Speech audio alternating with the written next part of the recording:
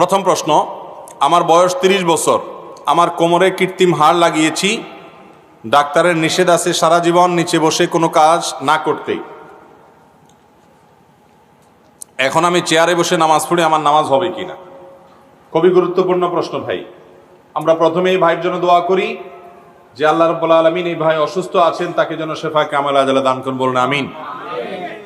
যদি কারোর এরকম অসুস্থতা থাকে যে তার কোমরে কৃত্রিম হাড় লাগানো হয়েছে, যার কারণে তিনি বসে কোনো কাজ করতে পারবেন না, ফ্লোরে বসতে পারবেন না, তাহলে এ আল্লাহর বান্দা চেয়ারে বসে বা যেভাবে তার সুবিধা হয় সেভাবে বসে তিনি নামাজ পড়তে পারবেন।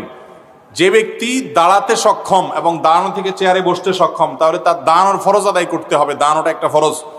এরপরে রুকু সেজদা করতে পারে না, কোমর ভাঙতে পারে না, তাহলে চেয়ারে বসে হালকা একটু মাথা ঝুঁকি ইশারা করে রুকু বা সেজদা করবে, এইভাবে সে নামাজ পড়বে। কারণ